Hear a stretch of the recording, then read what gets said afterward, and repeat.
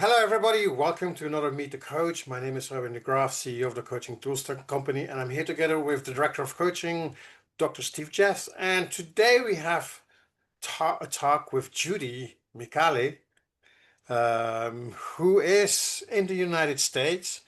So, Judy, I could try to introduce yourself, but I think you know yourself much better than we do. So, who is Judy, and how did she came into coaching? Judy is a coach that has been around for 15 years now. And how I came in, I truly believe doors open and close for a reason. I was in an area of behavioral health. I was doing a lot of training of trainers, and I was doing a lot of evidence-based practices. And I was also taking care of my mother and my stepdad at the time. So there was all of this happening, and I hired a coach. And I actually was blessed because I got two coaches for the price of one. Her partner also wanted to work with me. So I actually had two coaches, and they were walking me through what was happening and how my life was shifting. And I loved the results. It happened so fast. So I asked them, what is this coaching? What does this mean? It was like 16 years ago, still pretty fresh for most people. And they explained a little bit more about it, and I dove into it. I started taking courses through Mentor Coach, LLC, did the foundations, loved it, kept on going, took all of that while I was taking care of my parents. And my job, as I put it, suddenly the funding stream just dissipated. And I thought, well, I guess this is my time to walk into the coaching arena a little bit. It frees me up the ability to take care of my mom, gives me the time to interact with others. So I started that journey. And here we are 15 years later, 2,800 hours of coaching individuals and teams and mentoring other coaches, and over 600 people underneath my belt at this point. It just blows my mind, the joy that it has brought me and the journey that has taken me through. And each chapter unfolds a little bit differently. So I've been in a chapter for the past 6 years. I feel a new door opening again. So I'm exploring and walking through that door to see where it leads me around coaching. Fantastic. A little question that I can't let go of. Two coaches at once. Were they like, was it tag team like in the wrestling? Was it both at the same time, one in each ear? Or was it like one on one day and one on, what was the format of It was that? literally a tag team. They were both on the call at that time. There wasn't a lot of Zoom. We were doing audio calls, and they were both on, and it literally was tag teaming me. They would dive deep and ask me a question, and there were breakthroughs, and it was just an experience that I have not had since, shall I say, I uh, bet. but also taught me some great tools to listen deeper, Hmm. to hear the emotion behind the words because they really picked up on that, and to really do that active listening piece. Even though they tag teamed me, they were both so in cue of what was going on underneath the words that it brought light to what was actually happening. I love it. Oh, that's super cool. Sorry, I wasn't going to be able to let that go as I'm making all this stuff up, but that's fantastic. Yeah. I just, So what do you do for specifically in coaching? Are you a life coach, executive coach? What do you do specifically in coaching? I really focus on a combination because you can't be one without the other. I always tell the people that I'm working with, and I work with a lot, I'm diving more into team coaching, and I've gone through some courses around team coaching. And actually, that's one of my favorite books that I have in front of me.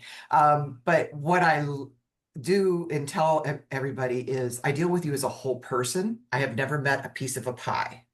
So you take personal into professional, and you take professional into personal. So let's talk about the whole picture. And that's really where I come from. I'm a holistic coach when it comes to that. I have to deal with a whole person. I can't just deal with a part of a person. I Mhm. love that. And who are the clients you love working with most, or the ones that you're focused on? And that's funny. I was just journaling about that this morning. Who are my ideal people? My ideal people are individuals who are mid-manager and above. I love those individuals because it trickles up and down. And the team leaders that I work with, now that I've started working with their teams as well, it's fun to discover how much their teams want them to be successful. And so that's where it brings me joy, is peeling back those layers and saying, hey, let's look at this in a different light. And I also love working with individuals around mindfulness practices. I'm actually a certified mindful mentor. So when I get type A personalities that come into my world, we talk about breathing. And you notice when we first started, I took a deep breath. That was to help me center so that I was ready to go. And I just wrote an article around the word pause, because what I'm running into is leaders today are forgetting to take the time to pause and reflect. So pause actually stands for preparation, awareness, understanding, sensing, searching, or seeking, and exploring. So that's a beautiful acronym that came to me in the middle of the night 3 nights ago when I had just finished a coaching session with somebody. And I was like, woke up and I went, pause. That's the word.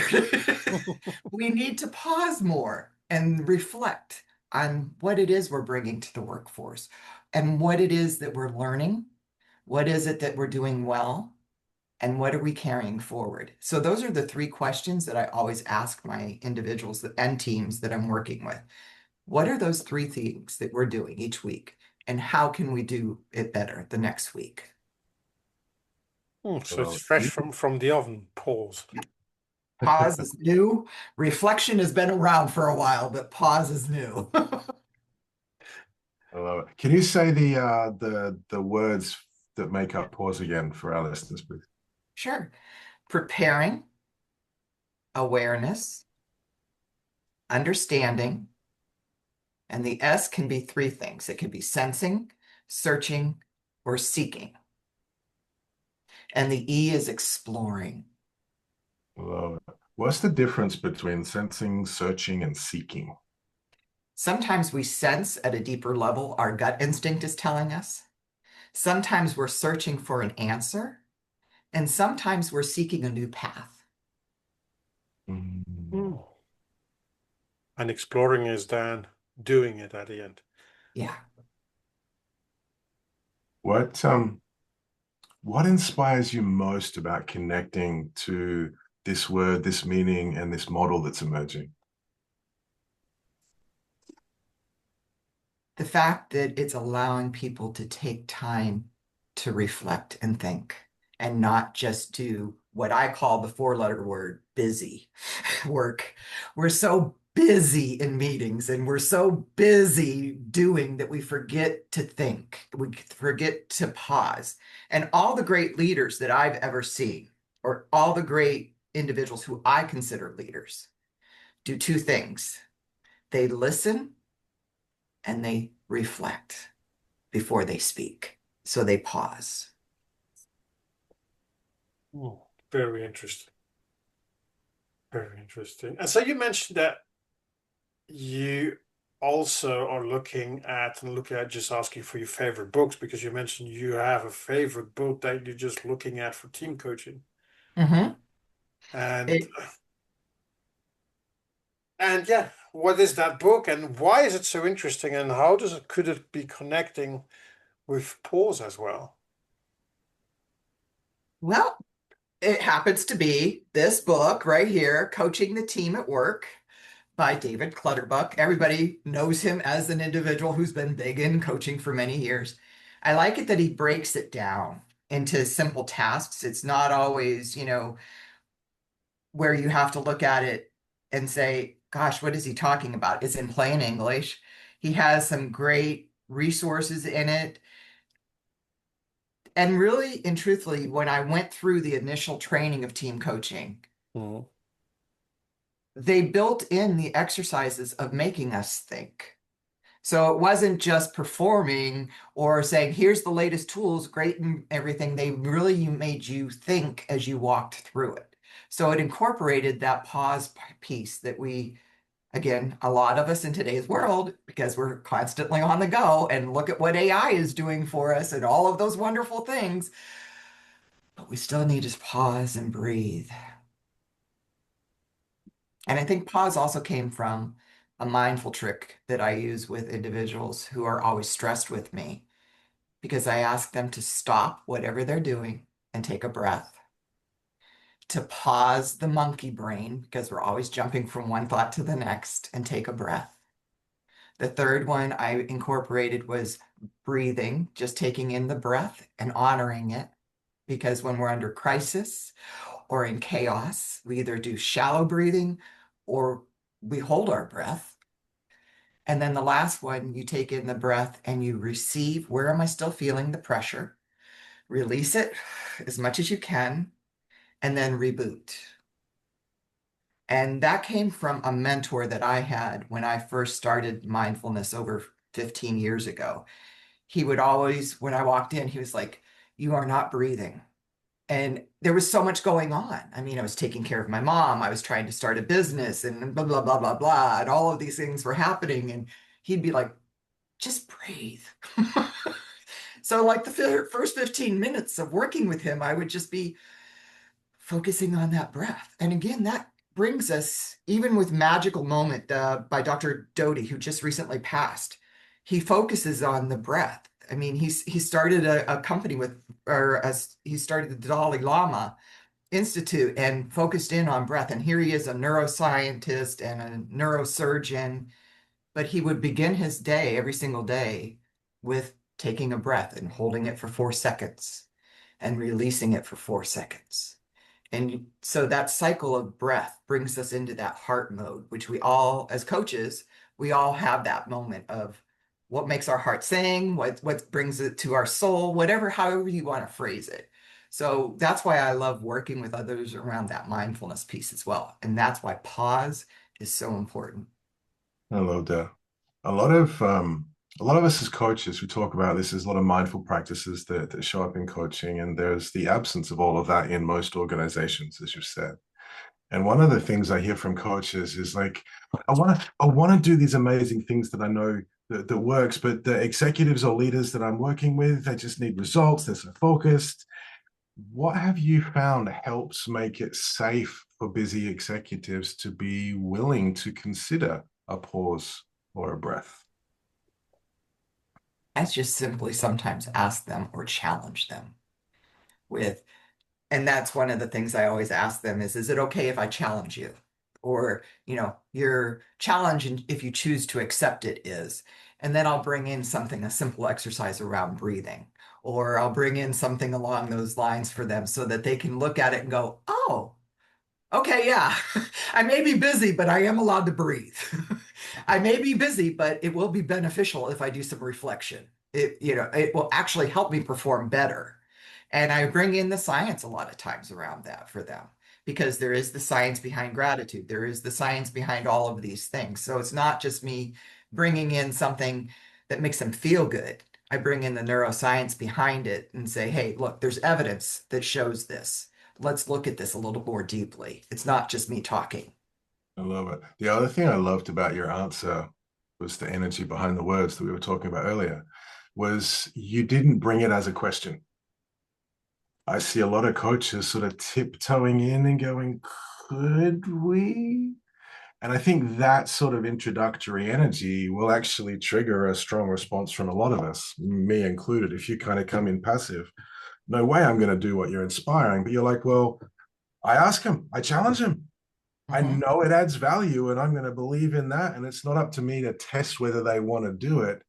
It's up to me to connect with them and help them find those things that are going to be working. And breathing, of course, is one of those. Well, that's the difference too. I mean, as you know, I have enough hours now to go on and get my MCC if I chose to, but I haven't chosen at this point to do that for many reasons in my life at this point. But that's the difference between somebody who's a beginning coach and somebody who's been doing it for a while. We don't always have to ask it with a question. Sometimes we have to ask it with a challenge. And they appreciate it as well, because leaders sometimes, the people around them are afraid to go direct, and they need someone who's not afraid to go, "Oh, well, I'll put you here directly on the seat and answer me, Mhm. or go, so follow my orders." I love it. Type A personality. I think it's a really interesting dynamic. I love exploring leadership's a passion, and often we step into what's missing, what we perceive as missing in the space. And so for coaches in that dynamic, especially in environments where there is a lot of leadership, there's a lot of stuff happening that when we bring it, the client doesn't have to, and the client can then be receptive. I mean, we talk about power and balance, but actually, we often can't start there as equals because we've got to train our clients to be willing to play in that space. And so to show up with confidence, with credibility for ourselves, with ourselves, to believe in ourselves, we say to our clients, we got to help them step into themselves, connect with that authenticity and believe in themselves. Well, that's why we as coaches have to do our work. That's why we as coaches have to take our own pause before we step in to invite others to do the same. And it's important too to clarify. I actually have a checklist for are you ready for coaching? And then they walk through it. But it's also I define coaching, and you'll find me on videos all over the internet around this because I define coaching very clearly. So I simply do coaching, counseling deals with past issues and get you ready to deal with today in a more healthy manner. Coaching takes you from today and asks you where you want to go. Then mentoring is somebody who has been where you want to be, and they provide you guidance and support. And the last one is consulting. A consultant comes in and tells you what to do, how to do it, and when to do it by, and you pay them very large amounts of money to be told what to do, and then they leave. So wouldn't it be cool if we combine the consulting piece with the coaching piece so that as we do come in and do some trainings around evidence-based practices, we can follow it up with coaching and do that team coaching. And that's what happened this last go round with my team that I worked with. I went in and did a strategy session with them. I wasn't even doing a coaching, but I built in individual coaching and team coaching for the next 6 months so they could actually explore and see how they grew into their roles. It's I love it. interesting because many coaches are afraid to go step out of coaching when they work with clients. They say, "Oh, I'm a coach and I need to be as a coach." And I think the same like you. For me, coaching is a tool like you have other things. And that you just go, what's the best thing what right now, what this client needs or this team needs. And I like what you say, I'll go in a strategy session and then I'll go and include coaching in there. Mhm. Yeah. I think that we need to look outside the box a little bit when it comes to coaching is very important and it's a great skill. And it is a skill that not everybody has. So when somebody throws out, oh, I'm coaching them on something, no, you're using a skill to work with that individual, but coaching is a little bit different. So we dive into that a little bit more so they can understand that. And really, it's developing individuals to take that opportunity. And I tell them all the time, steal what I do with you. Use the tools that I do because I ask them to start with a win before each session. We start with a win. Then what do we want to talk about in that coaching session? And we close with what are you taking away to work with? I don't know how many leaders that are out there that said, oh, I totally stole it. And now I open all my meetings with what's a win? What happened for you guys this past week? Instead of focusing on here's our to-do list, let's talk about the good and then go into what we have to do. And so modeling that for individuals, I think that's where we have the biggest ripple effect as coaches. And that's where we make the biggest impact. So every day I wake up and say, how can I be the best service to the individuals that I'm working with that day? Whether it's another coach or whether it's a company. You use the word tools, so I imagine that you use quite a lot of tools in your Mhm. coaching. What are great tools that you love to use and tools that you have from the coaching tools company that you love to use? The Renew You one that just came out recently, I love, by the way. And I use a lot around the goal setting, time management. All of those tools are important that we can pull up just as worksheets so that they can take that moment to pause a little bit and do the reflection. But the ones that resonate the most, and I just did a group last night. I did a group coaching and we're starting the Renew You, and we were using the star, the bright piece, and putting that active. What's your action piece? Was a beautiful way for them to just not look at it as a wheel of life, which is huge and important. And we all use those tools, but it's actually taking it to the next level. What's the action you're going to take with this? Now that you say you're at a 3, what would you like to see it at? And what is that one action you could take? So that's a biggie. And then the 3-month goal setting worksheets that are out there that you all have, I pull those out a lot. And again, it's because it's not just the goal, it's what are the actions that we're taking to meet those goals. And I think that's where we can set those big, hairy, audacious goals, whatever you want to call them. You can set them to the cows come home. But unless we wake up every day and say, what is one thing that I'm doing towards that, we're going to get nowhere. And again, that ties into neuroscience. That ties back into all of those pieces of the puzzle. You know, we could talk about manifestation. Well, manifestation is simply setting a big goal for yourself. But what are you doing each day? How are you keeping it in the back of your mind so that it comes forward each day?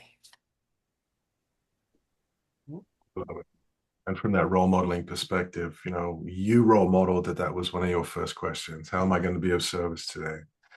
For leaders to be doing that, to remember, I see a lot of leaders, actually a lot of us in life get so busy. We've got the dream and we've got the busyness, but we don't kind of connect the action to make that dream more of a reality. And so that dream kind of stays a dream.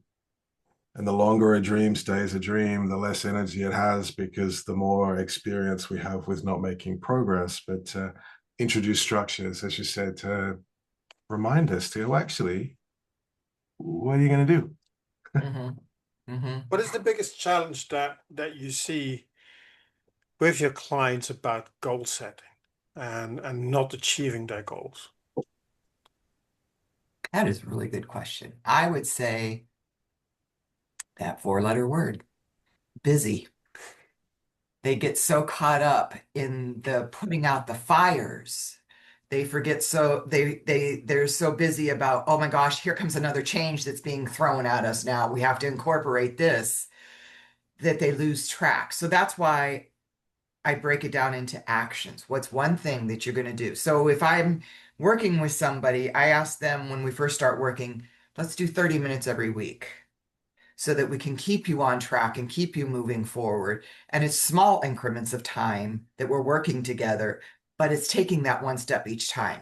Then they start to see results. Then I can roll out and do maybe every 2 weeks or, or whatever it is. But let's start off with a shorter period of time, something that's actionable, and let's see how you do with it. And if you can't do it, what stopped you? What got in your way?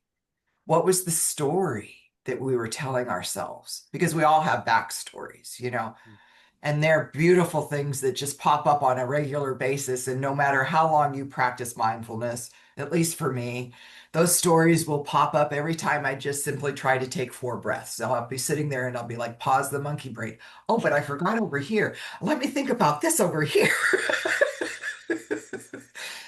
Okay, let's pause the monkey brain, Judy. That then just taking it and reminding ourselves of that. So that is the biggest thing that I see is we are so caught up in that story that things have to be busy, when in reality is that the more we take the time to pause, the more time we have. I can give you a great example. I worked with a team leader recently, and one of the things that came up was I'm meeting to talk about the meetings that I'm going to meet about, right? We have a meeting fatigue coming in. So the challenge was, how do you set boundaries around your time? And what does that look like? What do you mean? Simply that. What's a boundary for you? When can you say no? And why aren't you saying no? Oh, yeah. Then the other one I always ask is, when you're working with somebody and you're delegating, how are you delegating? Are you doing it because it's going to be easier if I do it? Or are you actually delegating so that somebody else can learn and grow? So even reframing it in a question to them around delegation could be simply as simple as, if you're not delegating, are you robbing somebody of the opportunity to grow? Which then makes them stop and pause. Hmm.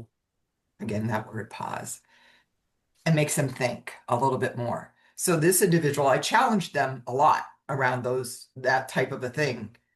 They're now delegating meetings out. No, I don't have to go there. George can go to that, which has freed up their time.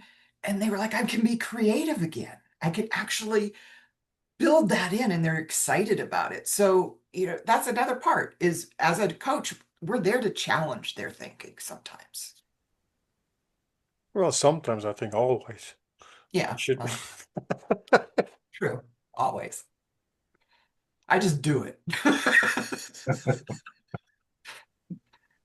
Good. I guess really good reminder. Especially when we talk about coaching being client centric or client driven. I think we can over define that as us being passive and following as a coach rather than the true definition of partnership, the co-creating that blend of leading and following. And we certainly don't need to follow our clients when they're going in the wrong direction for them. Mhm. I think that's what you're demonstrating, that challenging question and presenting, like, it's a reframe, which is a great coaching skill, done with some challenge, done with some invitation.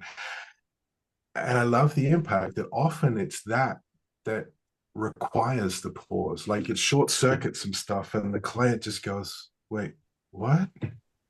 Ah, pause. Now that you've paused, let's start to think. Yeah. And using that word reframe is a beautiful way to do it sometimes.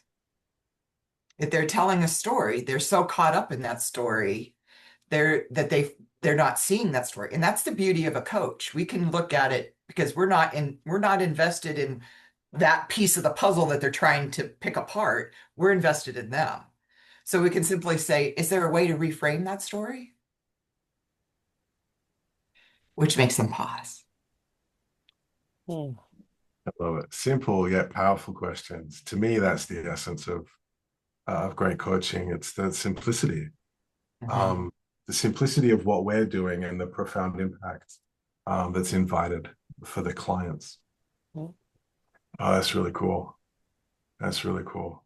Um, we're coming towards the end of our time. As we were talking before we hit record, you mentioned a book that you wanted to share that you share with clients. Sometimes we forget that we can also share resources. Um, what resources do you have that you love sharing with your clients? There's actually two that come to mind right off the bat that I use a lot, and that's the Four Agreements by Don Miguel Ruiz. The majority of my leaders have that on their bookshelf, or they've said, oh, yeah, I read that a long time ago. And then they'll pull it out and they'll start rereading it. And I actually have a deck of cards of the Four Agreements in there because I think it's a really cool book for them just to reflect on.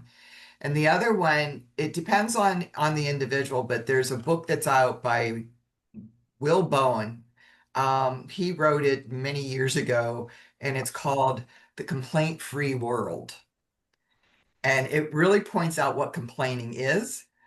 So it helps individuals who might be in that victim mode of, hey, everything is happening to me, or, that person cut me off on while I was driving and I ended up cussing them out the whole time. And what's wrong with them? I just came back from Italy recently and I was like, wow, this is really interesting how people are so enthusiastic about their driving over here. What a reframe. Enthusiastic. I love it. So, it's a great book to just kind of bring home what is complaining and how can we shift our thought process. Again, how can we reframe? So those are two books that come to mind right off the bat that I always have in the back of my mind when I'm working with somebody if I think that it would be a good resource. And I simply frame it with, would you be open to me sharing? And if they say yes, then I share. If they say no, I move on. Yeah, it's a simple thing. And I actually tell my people that, I'm going to say sometimes, is there something if I could share or may I offer? But you can say yes or no to it. And they're like, well, what happens if I say no? I'm like, obviously, I'm not going to share. I'm going to move to the next thing. And you're never going to find out. So if you want to know what it is, you better say yes. That little nugget of curiosity. Leverage FOMO. I love it. Hey, speaking of resources, for people that want to connect with you, watch the videos you referenced before, or learn more about you and your work, how can people find you? My website is simply my name, judymicale.com. So they can reach out there, they can connect and do a consult call with me if they'd like. I love working with other coaches as well as individuals in companies. But yeah, that's me, judymicale.com. Perfect. Thank you very much, Judy, for this great chat that we had. Interesting. And I know you like to challenge people, so I like this as well. It's like me as well. So thank you very much for sharing this time. And for everybody watching, thank you very much. And until the next Meet the Coach. Thank you. Bye.